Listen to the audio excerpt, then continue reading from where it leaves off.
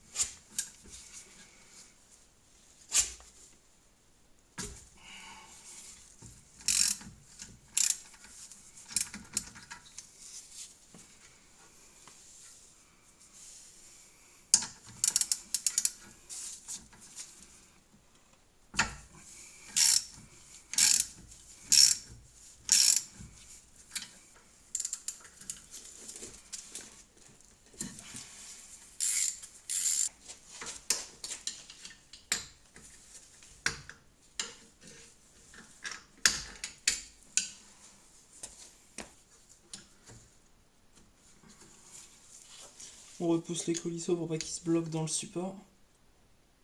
Voilà. Maintenant, on va pouvoir sortir l'étrier.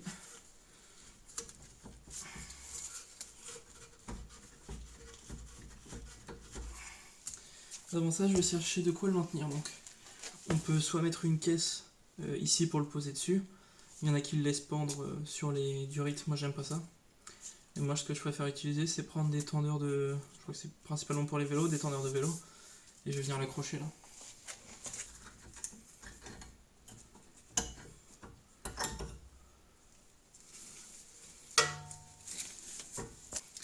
Je vais retirer les plaquettes.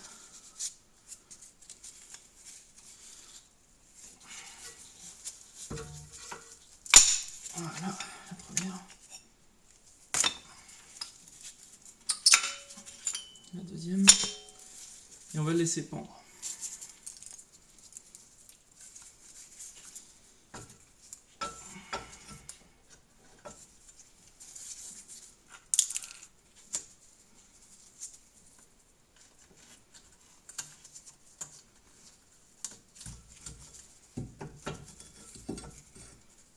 Voilà.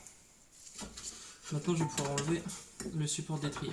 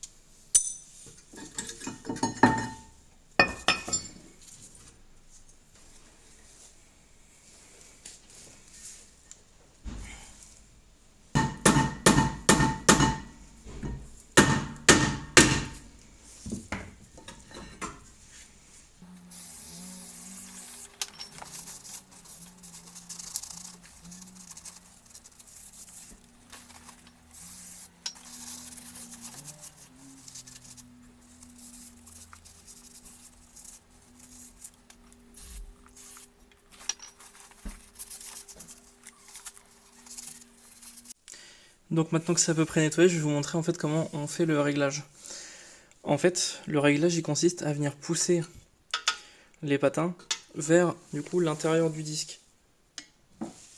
Et donc pour ce faire, il y a cette petite molette qu'il faut venir tourner en fait. Donc moi je vais m'aider dans des trous. Voilà. Donc je vais caler mon tournevis plat à l'intérieur et finir faire levier dessus. Voilà, donc quand on tourne dans ce sens-là, de l'intérieur vers l'extérieur, sur le côté, le frein gauche, arrière gauche, ça va venir écarter les mâchoires. On peut le voir en fait, l'espace ici, il s'agrandit. Et à l'inverse, donc quand on va vers l'intérieur, l'écart ici va se rapprocher et on va du coup resserrer les mâchoires entre elles. Donc le but du jeu, ça va être de replacer le disque autour et de venir serrer jusqu'au moment où on ne pourra plus tourner le disque à la main. Donc à partir du moment où on ne pourra plus tourner le disque à la main, ce sera notre point de départ pour régler le frein à main. Et donc je vous montre ça tout de suite.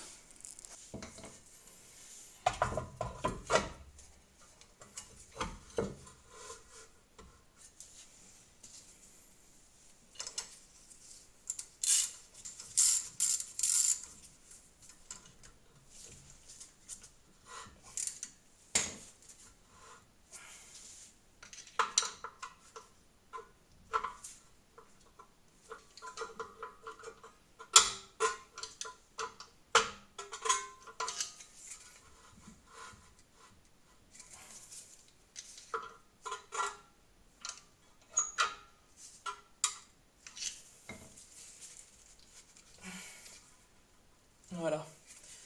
Donc là ce qu'on va faire, c'est qu'on va desserrer d'un cran pour pouvoir enlever le disque.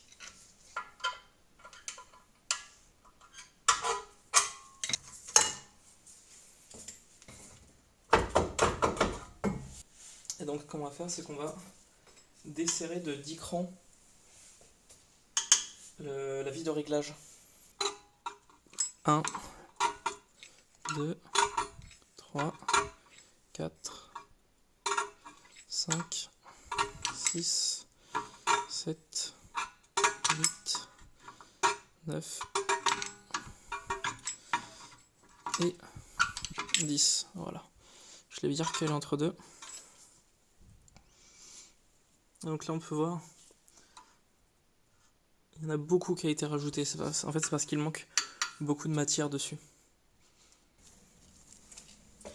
Donc maintenant on peut remonter le disque de manière définitive. Donc moi ce sont des disques peints, donc je vais pas les dégraisser, mais sinon il faudrait, si c'en était des disques acier comme ceux que j'ai démontés, il faudrait passer un coup de dégrippant sur toute la surface pour retirer en fait le petit produit, la petite graisse qu'ils mettent dessus pour éviter qu'il rouille en stockage en fait.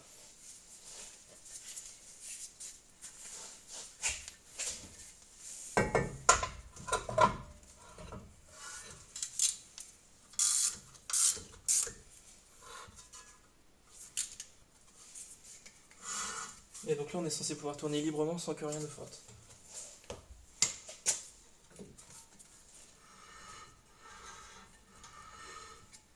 Il reste une petite tôle. Et après c'est l'autre côté qu'on entend.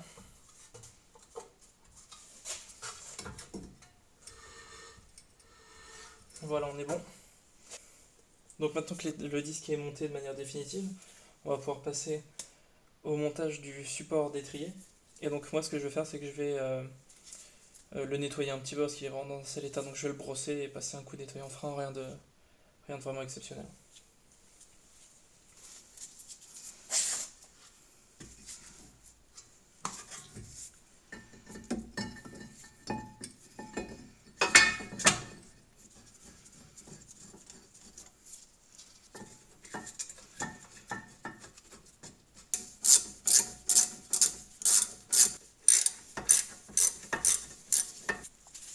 Donc là la prochaine étape logiquement ça serait de remettre les plaquettes et de réinstaller l'étrier.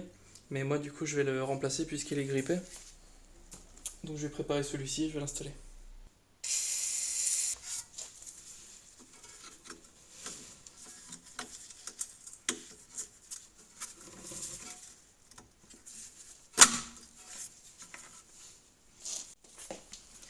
Maintenant j'ai tiré la petite attache qui se trouve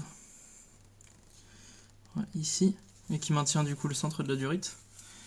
Je vais pouvoir retirer ici. Donc ce que je vais faire moi c'est que je vais aller très vite pour pas que le liquide ne se vide. Et je vais directement du coup revisser ma durite Avia dans le nouvel étrier que j'ai préparé là. Donc j'ai déjà enlevé les deux capuchons et j'ai enlevé du coup le bouchon. Le bouchon qui est d'origine au niveau de la connectique de la durite. C'est parti. Donc là pour retirer cette connectique, on utilise une clé plate de 17 pour maintenir la durite le côté bas et on va desserrer au-dessus avec du 11. Donc là on maintient pour pas que la tourne sur elle-même.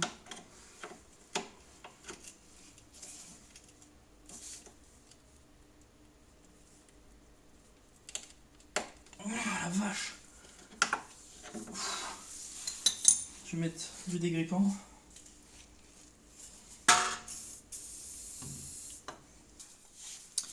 Je me demande bien qui a pu serrer ça.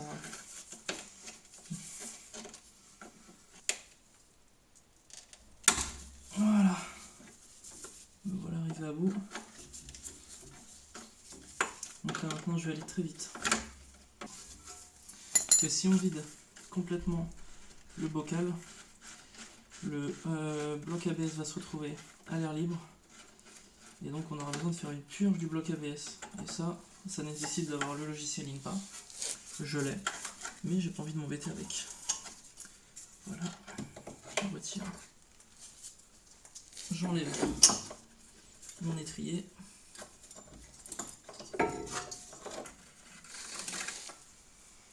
Je retire également, là je vais pas pouvoir vous montrer du coup, mais je retire également la durite de l'autre côté. Donc là on essaye de pas mettre de liquide de frein sur la carrosserie, parce que c'est hyper corrosif. Voilà. Je vais les resserrer. La durite là-haut.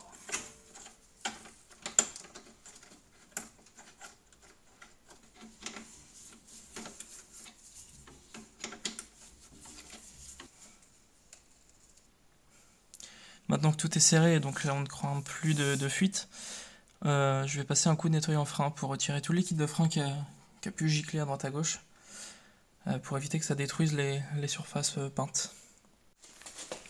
Surtout, je vous conseille de vraiment bien nettoyer les surfaces et bien sécher pour pouvoir voir en fait, lorsque vous aurez tout remis sous pression, pour voir si c'est humide, et du coup ça viendra d'une fuite.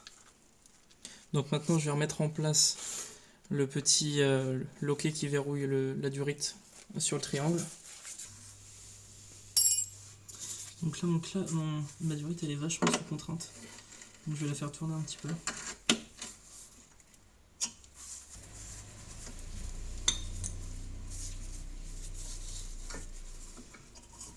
Et voilà, c'est beaucoup mieux.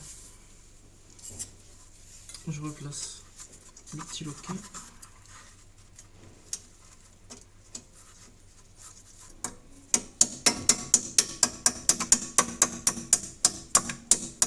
Donc on prend les plaquettes, celle-ci dans le piston, voilà, et celle-ci, on va juste venir la glisser comme ça.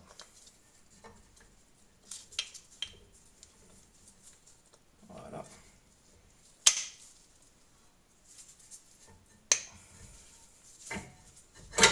Voilà. Donc moi j'ai récupéré les coulisseaux de l'ancienne étrier parce que ils me les ont pas donnés avec le nouveau, donc je vais les nettoyer avant de les remettre. Et je graisserai aussi à l'intérieur pour que ça puisse bien coulisser. En termes de graisse, ce qui serait le mieux à utiliser, ça serait une graisse épaisse qui est normalement fournie avec, pardon pour le bruit, qui est normalement fournie avec, mais pas dans les miens. Donc ce que je vais faire, c'est que je vais mettre un petit peu de graisse silicone dessus. Donc c'est une graisse en fait qui est liquide et qui va ensuite se durcir et vraiment, enfin se durcir. Ça va devenir vraiment quelque chose, une pâte épaisse en fait.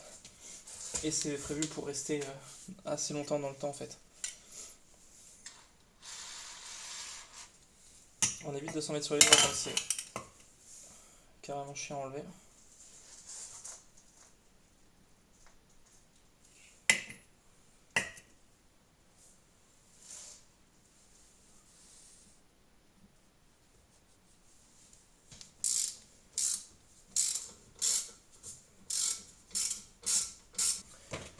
Et ensuite on peut remettre dessus les petits capuchons.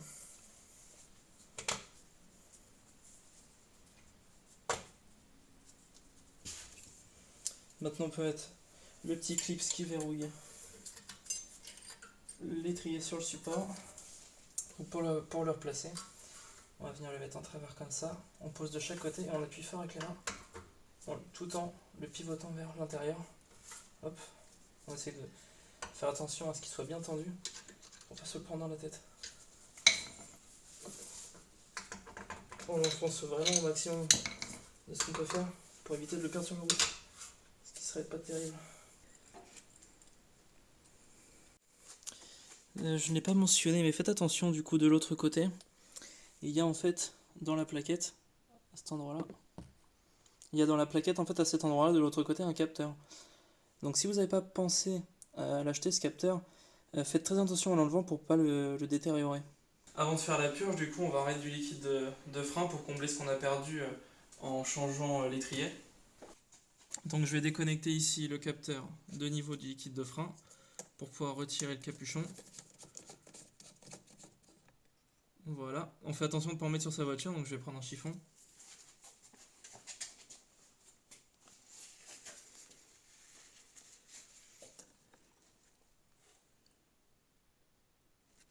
Voilà, ou alors on peut le retourner sur lui-même.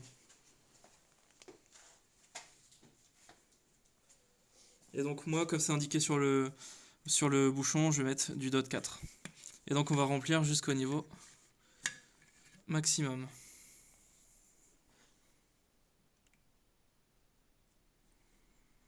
On attend que ça descende, il y a un petit filtre. Hop. Et vu que c'est assez épais, il met un petit peu de temps pour s'écouler dans le réservoir. Donc là, on est à peu près bon. On fera l'appoint après. Je vais remettre le bouchon. Hop. On le maintient en serrant. Je le serre en travers.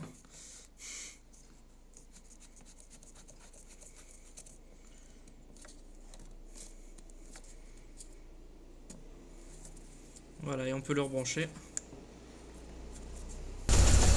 Appuie. Lâche. Appuie. Lâche. Appuie. Lâche. Lâche. Appuie. Lâche. Appuie. Lâche. Donc maintenant on va refaire le niveau du liquide de frein, maintenant qu'on a retiré un petit peu. Donc exactement pareil que tout à l'heure. On enlève, on desserre, on prend un chiffon pour en mettre partout.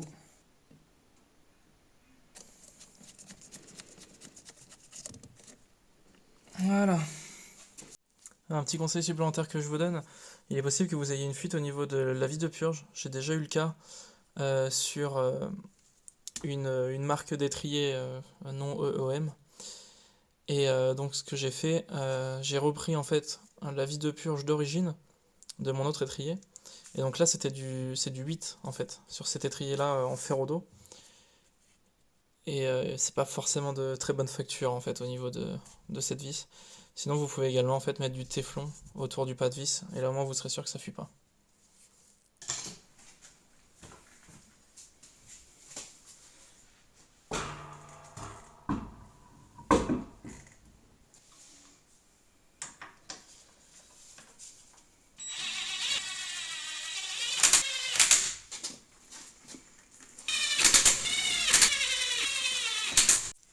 Donc maintenant ce qu'on va faire, c'est qu'on va mettre le frein à main à 3 crans.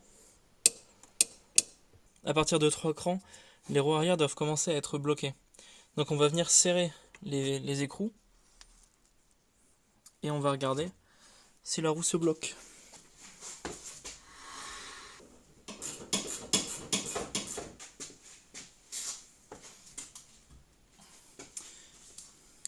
Voilà, maintenant les roues sont bien bloquées. Donc on va enlever le frein à main et on va vérifier que la roue tourne toujours librement lorsque le frein à main est désengagé. Ça a l'air de frotter légèrement, donc je vais le détendre un peu. Voilà, maintenant je pense qu'on est bon. Le frein à main n'agit plus du tout sur le disque. On va donc pouvoir faire exactement pareil pour l'autre côté. Maintenant il ne reste plus qu'à descendre la voiture et ensuite on pourra aller tester et surtout bien vérifier ensuite après le test qu'il n'y a pas de liquide de frein qui s'est échappé à l'arrière, donc qu'on n'ait pas de fuite. Comme je vous l'avais dit, il faut bien vérifier que la vis de purge ne fuit pas, parce que je viens justement d'avoir le cas. Donc sur mon nouvel étrier, cette vis là, je vous ferai un petit aperçu proche pour que vous puissiez voir. Alors, je l'ai à peine serrée, vraiment faut pas la serrer fort en fait, normalement c'est 10 Nm. Et on peut voir qu'elle s'est déjà déformée.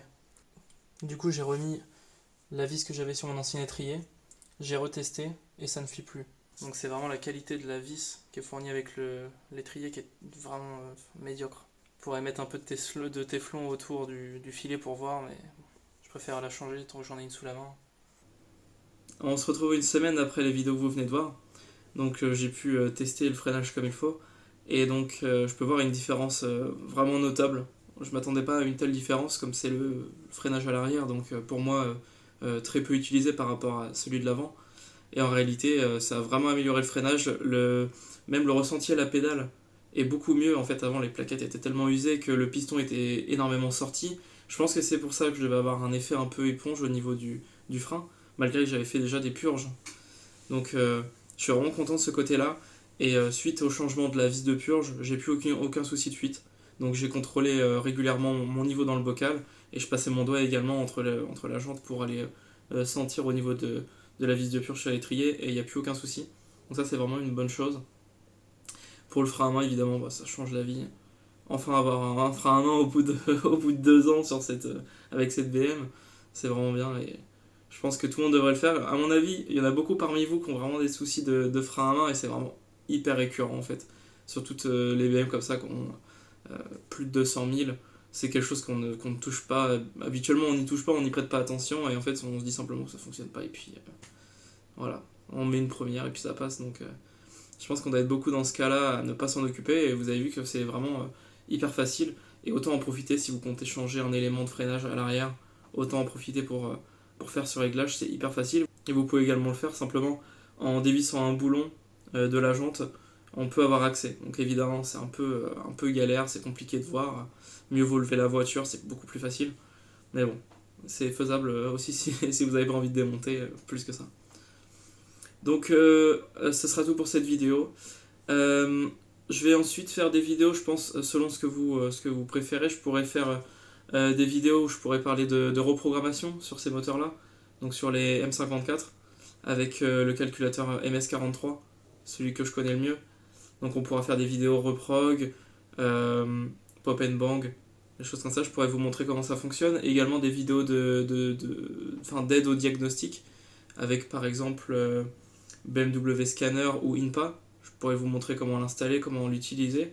Donc si ça vous intéresse, n'hésitez surtout pas à vous abonner, parce que ça arrivera un jour.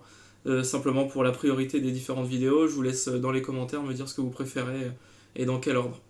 Merci d'avoir regardé la vidéo jusqu'à la fin, je sais qu'elle va être un petit peu longue, donc merci à vous. Et à bientôt.